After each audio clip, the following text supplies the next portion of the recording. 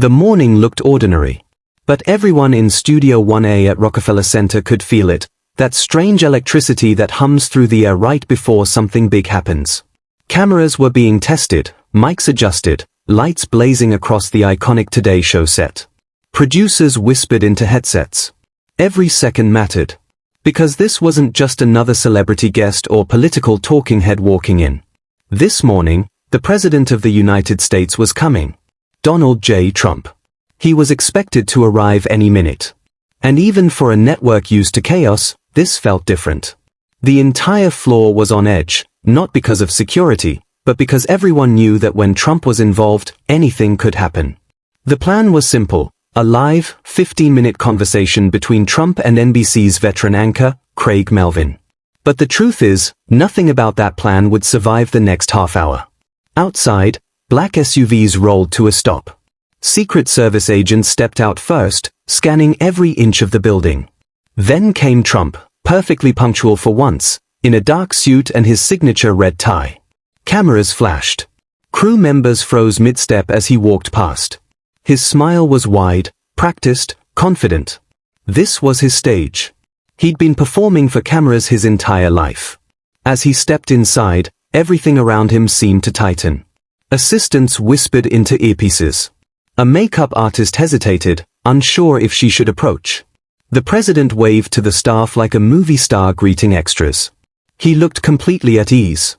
Craig Melvin, on the other hand, sat quietly at his desk, focused, composed, flipping through a stack of notes he'd reviewed a dozen times. Craig wasn't nervous, he was ready. But even he knew this wasn't a normal morning. He wasn't about to interview just a man. He was about to interview a storm, one that could turn at any second. When Trump finally entered the studio, the air changed. Crew members straightened up. The chatter stopped. The sound engineer whispered, "We're hot in 10. Craig stood, smiled politely, and extended his hand. Trump shook it, firm and deliberate. "Good to see you, Craig," he said. "Thank you for joining us, Mr. President," Craig replied. They Saturday. The microphones were clipped on. The red light above the camera blinked to life. And suddenly, it was real. Millions of people across America were watching live. Families eating breakfast, commuters streaming the show on their phones, reporters tuned in from rival networks, everyone waiting to see what would happen next. Craig began the way any good interviewer would, smooth, warm, almost friendly. Questions about the economy, the state of the nation, the future of the party. Trump smiled through them all, delivering his usual confident lines. "Many people are saying. Everybody knows. The country's doing better than ever before." His rhythm was flawless. His tone, controlled. He looked like a man perfectly in command of the room. But beneath the surface, something was shifting. Craig wasn't just another reporter tossing softballs. He was building something, a rhythm, a trap, a slow tightening of the rope that Trump didn't yet feel around him. As Craig nodded and listened, he circled closer to the question that would change everything. His voice calm, his eyes steady, his tone respectful, but his words sharpened with purpose. Somewhere behind the cameras, a producer watching the monitor whispered, "He's going for it." No one could know that what was about to unfold would become one of the most shocking live television moments in modern history. The handshake. The smile. The small talk. The jokes about fake news, all of it would vanish in minutes, replaced by raised voices, ripped microphones, and a walk off the world would replay millions of times. But in this moment, just seconds before it all began, everything was calm. Too calm. And like every great storm in history, the silence before it hits is always the loudest. The red recording light blinked on. Across America, millions of screens came alive. Craig Melvin turned slightly toward the camera, his signature calm smile in place. "Good morning, America," he said. "We're joined today by the President of the United States." The words hung in the air like static. Trump sat beside him, his posture relaxed, hands folded neatly in front of him. His confidence radiated through the lens.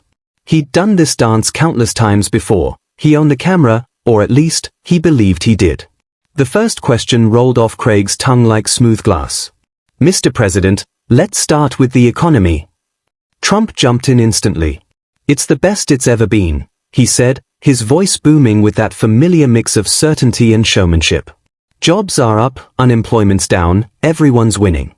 People are saying they've never seen anything like it." Craig nodded, his expression unreadable. He asked a follow-up, mild, neutral, the kind that felt routine. "Some would say there's concern about inflation though." Trump waved his hand. "Fake news. These numbers are incredible. The media never gives us credit." So far, it felt typical, two professionals sparring politely, each aware of the invisible clock ticking down. The studio crew relaxed a little. The producers in the control room exhaled. Maybe, just maybe, this would be another forgettable morning interview. But not Craig. While Trump smiled for the cameras, Craig was reading something else. The subtle shift in tone, the carefully rehearsed phrases, the deflection in every answer. He'd been doing this long enough to know when someone was performing. And Trump was performing for his audience, not Craig's. Craig decided to change that. He leaned forward slightly, not aggressive, but firm. His next question was delivered with the precision of a surgeon's blade. "Mr. President, a lot of Americans say they feel frustrated. They don't believe they're getting straight answers from Washington anymore. Why do you think that is?" The air in the studio thickened. Trump chuckled, that trademark laugh that wasn't really a laugh. "Well, Craig, you know how it is, fake news, biased reporting, the usual. The media distorts everything." Craig didn't look away. He let Trump finish his sentence. And then, quietly, firmly, he interrupted. "With all due respect, sir," he said, "I'm not talking about the media. I'm talking about trust." Trump blinked. The smile froze just slightly. Craig continued, his voice steady but unyielding. "When Americans hear conflicting messages, one from the White House, one from the data, they are confused. Do you think that has anything to do with leadership?" Behind the cameras, a sound tech looked up from his monitor. A floor manager mouthed, "Oh boy." Trump's tone sharpened. "We've done an amazing job. Nobody's done what we've done. The numbers speak for themselves. You should be thanking me, Craig." Craig didn't flinch. "I'm asking you, Mr. President, how do you rebuild trust?" There it was, the first real hit. Not loud. Not dramatic. Just precise. Trump straightened in his chair. His leg uncrossed. His eyes narrowed. The performance wavered for the first time. For viewers at home, it still seemed polite. Two men exchanging questions and answers. But in the studio, everyone could feel the shift. The temperature dropped. Trump's smile returned, but it didn't reach his eyes. "Craig, I think Americans trust me more than they trust the fake news that tries to tear me down every single day. I've done more for this country than any president in history. Everybody knows that." Craig didn't respond immediately. He looked down at his notes, then back up. His voice softened, dangerously calm. "Mr. President," he said, "can you name one time in the last year when you've admitted being wrong?" Silence. Real silence. Even the cameras seemed to hesitate. Trump stared. Craig waited. The crew held their breath. It was a small question, only 13 words. But it carried the weight of truth. It was the kind of question no politician ever wants to answer. Trump's jaw tightened. His hands shifted slightly on the desk. His next move would decide how the rest of this interview, and the next 48 hours, would be remembered. And for the first time that morning, Donald Trump didn't look entirely in control. For a split second, nobody breathed.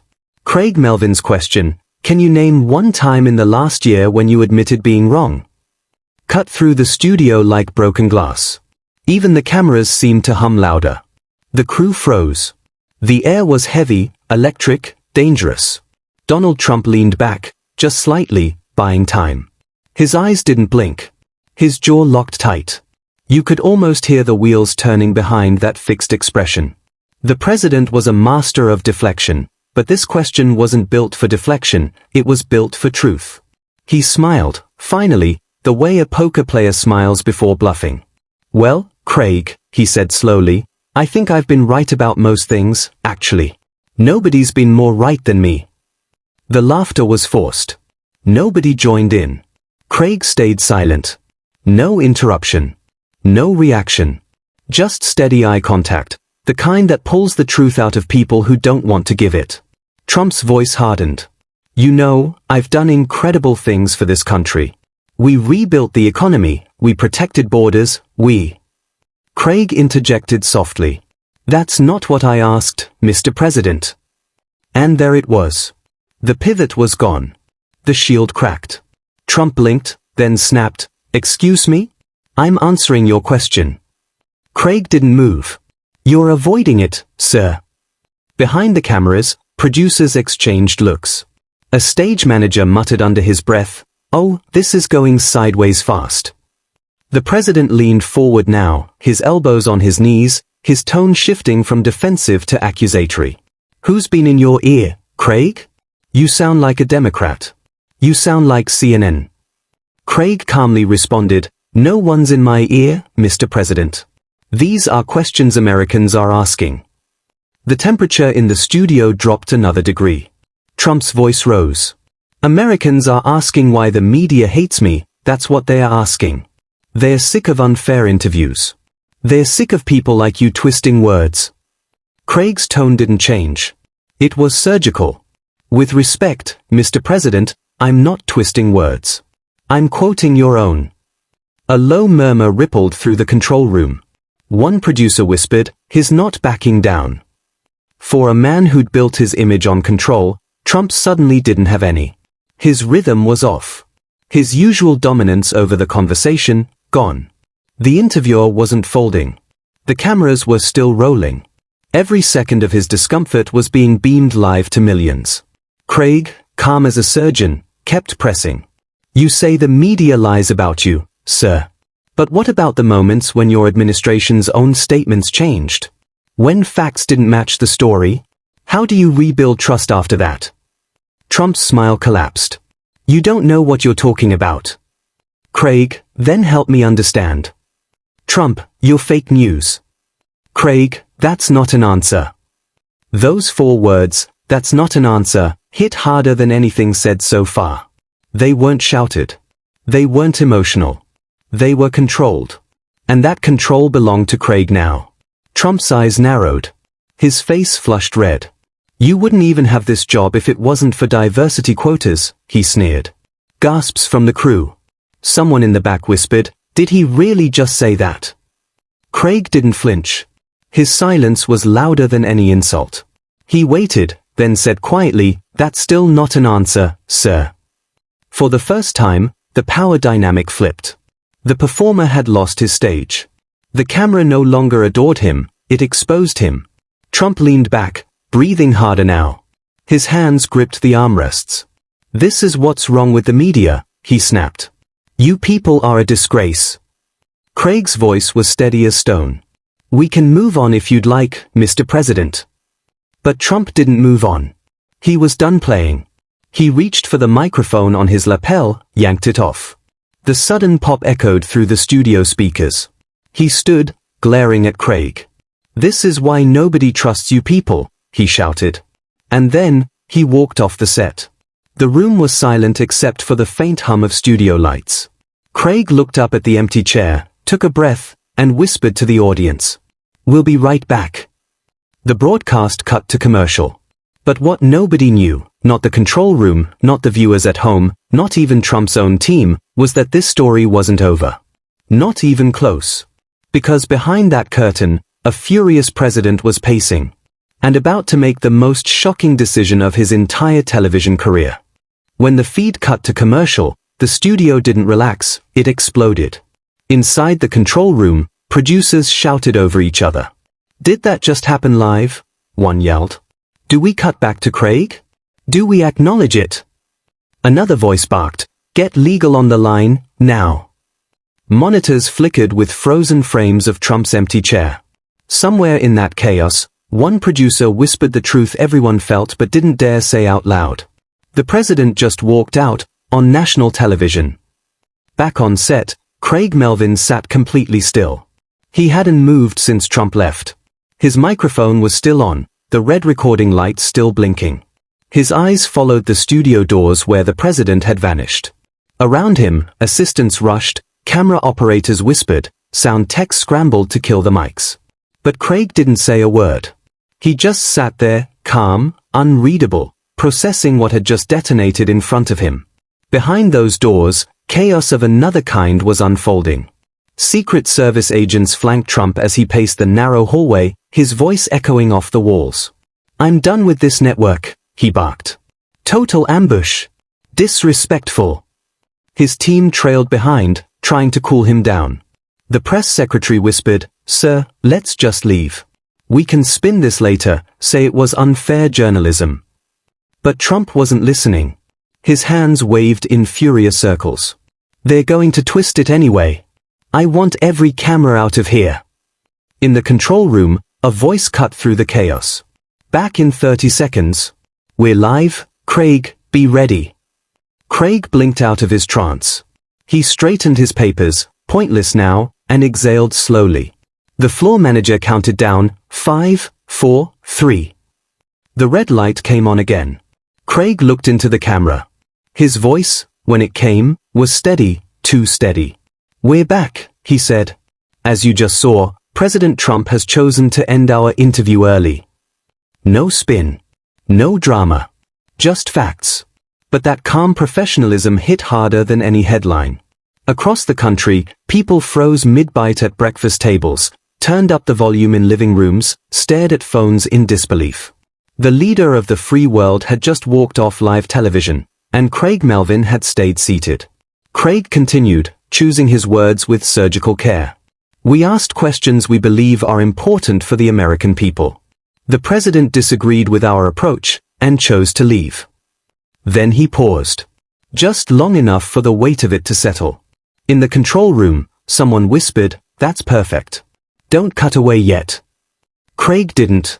Instead of moving on, he did something no producer had planned. He began talking through the interview. Calmly. Methodically. He replayed Trump's answers, adding context, showing that the questions were fair, the facts documented. It wasn't arrogance, it was accountability, live, on air. Meanwhile, backstage, Trump was still fuming. He wasn't in the car yet.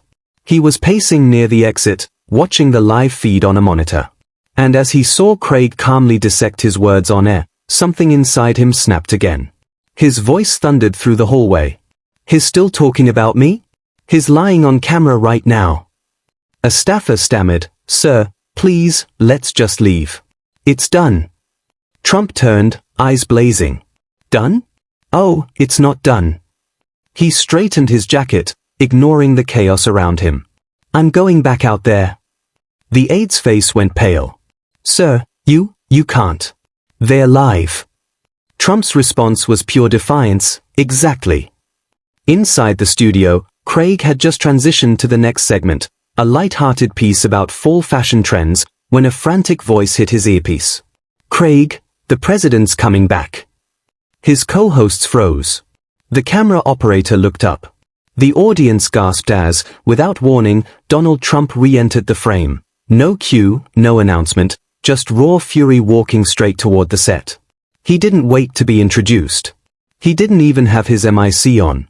He pointed across the coffee table and said, loud enough for the mics to catch it. "I didn't come back to chat, Craig. I came back because I'm not letting you sit here and lie about what happened." The audience fell dead silent. Craig straightened, heart pounding, but his voice stayed level. "Mr. President, I reported exactly what occurred. You were asked questions, you left. Those are the facts." And that, right there, was the moment America knew. This was no longer an interview. It was a showdown. Nobody expected him to come back. When Donald Trump stormed off that set, most people assumed it was over, a meltdown that would dominate headlines for a day and then fade. But backstage, the storm hadn't passed. It was only regrouping. Inside a narrow hallway behind Studio 1A, Trump paced like a caged lion. His voice echoed through the concrete corridor, each word sharper than the last. "Ambushed. That was a total hit job." His aides followed like nervous shadows. "Sir, please, let's just leave. We'll release a statement, shift the narrative." But Trump's face burned with defiance. "No. I'm not walking out like some loser. They think they can humiliate me on my own TV turf? Not happening. Across the building, in the control room, producers were already cutting together the replay. Screens flickered with Trump's walk-off, the dangling mic, Craig Melvin's steady composure. One producer muttered, "This clip's going viral before lunch." Another whispered, "If he tweets about it, it's over." But then a voice crackled through a headset. We have a situation. The president's heading back." Everyone froze. "Back where?" the director barked. "To the set." In the studio, Craig had just transitioned to a lifestyle segment. The tension from the earlier explosion had begun to fade, until a stagehand's eyes widened. "He's coming." The heavy studio doors swung open, and there he was, Donald Trump, shoulders squared, face blazing under the lights. No announcement, no cue. Just the unmistakable presence of a man who refused to lose the frame. Craig's co-hosts went silent. The camera operator looked at the director, who mouthed, "Keep rolling." Trump strode forward. No microphone, no filter, just fury. "I didn't come back to chat," he said, voice echoing through the live studio. "I came back because I'm not going to let you sit here and lie about me." The audience gasped. Craig didn't flinch. He stayed seated, calm as ever, his heartbeat steady beneath the suit. "Mr. President, I haven't lied about anything. I reported exactly what happened. You were asked questions, and you chose to leave." Trump pointed at him, his finger shaking slightly. "You set me up. You wanted a headline, not an interview." Craig looked him dead in the eye. "Every question I asked was based on your own words and actions." His tone was controlled, almost gentle, but every syllable landed like a punch. "If the truth makes you uncomfortable, that's not my problem. That's yours." A collective gasp rippled across the studio. Even the cameramen lowered their eyes for a second. "You don't talk to a sitting president like that. Not on live TV. Not ever." Trump's jaw locked. "You're arrogant. You think people like you decide the truth?" Craig rose from his chair, not aggressive, just standing firm. "No, sir. The truth decides itself. I just asked the questions." The two men stood face to face across a small coffee table. One fueled by fury, the other by conviction. The moment stretched, silent but deafening. Trump's team rushed in, aides, Secret Service, producers waving frantically to cut to commercial, but Trump shoved their hands away. "No. They'll say I ran again." Craig leaned slightly forward. "Then sit down, Mr. President. Let's finish what we started." That line hit like lightning. Viewers across America leaned closer to their screens. Two men. One camera. No script. No escape. And in that heartbeat before the break, the world realized this wasn't politics anymore. This was pride versus principle. Power versus truth. And only one would walk away standing. The cameras were still rolling. No script. No plan. No turning back. Craig Melvin and Donald Trump stood face to face under the searing studio lights, two men locked in a moment that felt less like an interview and more like a duel. Trump's aides hovered just off camera, whispering frantic pleas. "Sir, please, let's sit down, let's de-escalate." But Trump didn't hear them. His focus was razor-fixed on Craig, his eyes burning with fury. "You ambushed me," he barked. "This wasn't journalism. This was a setup."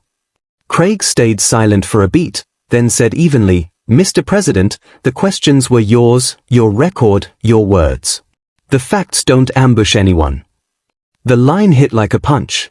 The audience gasped. Trump's jaw tightened. "You're part of the problem, Craig. People like you hate this country.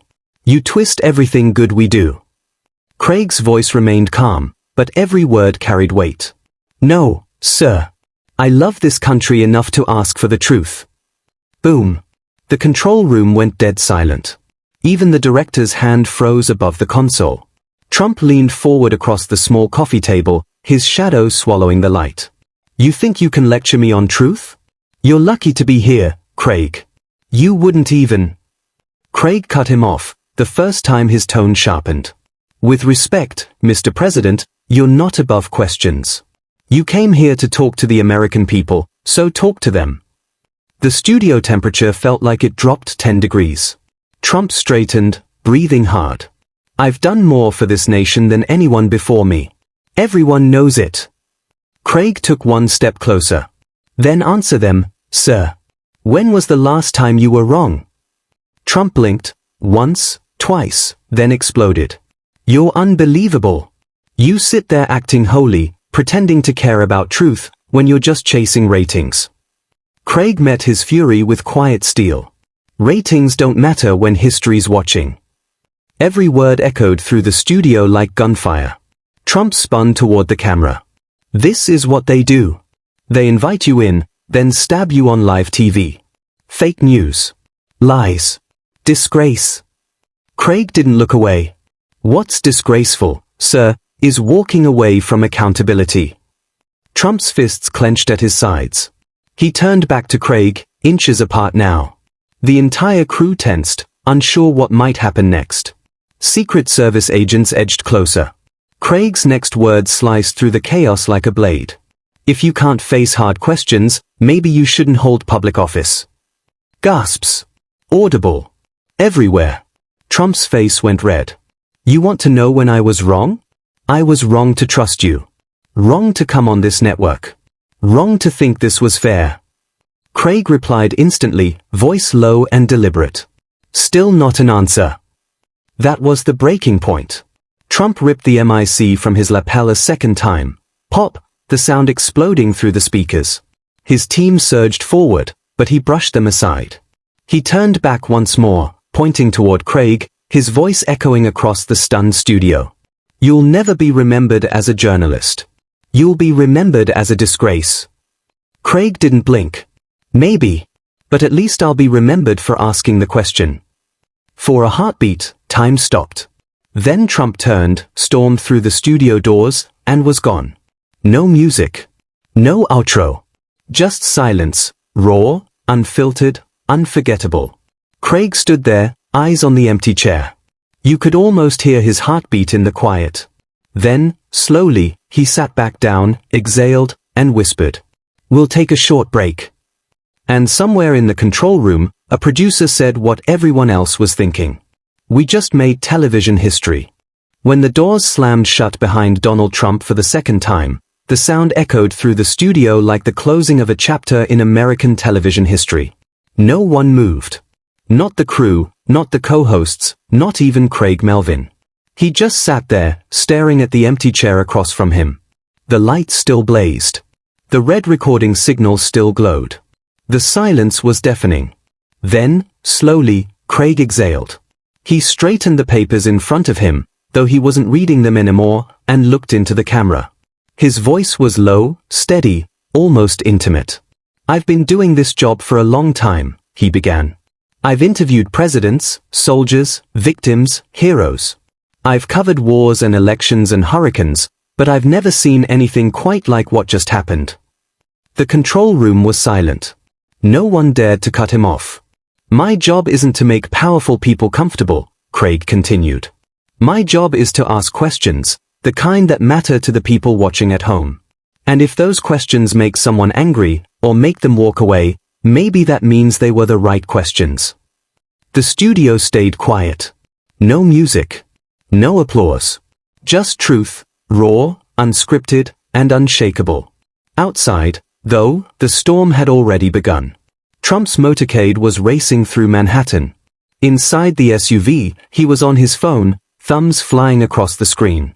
Within minutes, his tweets hit the internet like a firestorm. Total setup by fake news NBC. Crazy Melvin, worst journalist in America. No respect. Disgraceful. Within an hour, hashtags exploded. #Trump walks off, #Craig Melvin, #fake news showdown. By noon, clips of the interview were everywhere, trending on YouTube, dissected on CNN, Fox, and TikTok. Some called Craig a hero. Others called him a coward. But everyone was talking about him. In offices, people replayed the moment over lunch. In classrooms, students debated whether Craig crossed a line. At dinner tables across the country, Families argued, about politics, about truth, about power. And somewhere in all of that noise, one thing became clear. For a few minutes on a Tuesday morning, America stopped scrolling. They watched. They listened. They felt. By evening, Craig's phone was buried under hundreds of messages. Some from friends, some from journalists, some from strangers. Thank you for standing your ground. You made us proud. Stay safe, they'll come for you next. He sat alone in his dressing room, the makeup lights reflecting in the mirror. The adrenaline was fading now, replaced by a quiet realization his career had just changed forever. He wasn't just a news anchor anymore. He was the man who didn't back down. Somewhere deep in the city, Trump's team worked overtime, crafting statements, scheduling interviews, spinning the narrative. But no matter how loud the noise got, one image couldn't be erased, the moment a president walked away, and a journalist stayed seated. That image, that silence, spoke louder than any headline. By dawn the next morning, the clip had over 50 million views. Every channel replayed it. Every late-night host joked about it. Every podcast analyzed it. But for Craig Melvin, it wasn't about fame. It wasn't about trending. It was about something deeper, something rare in modern television, accountability. Because for one day, just one, journalism felt alive again. He looked into the mirror, whispering to himself, I did my job. And he had. So, what do you think? Did Craig Melvin go too far, or was he doing what every journalist should? Was this bravery, or bias? Drop your thoughts below. White down pointing backhand index, because this moment isn't just history, it's a mirror of our times.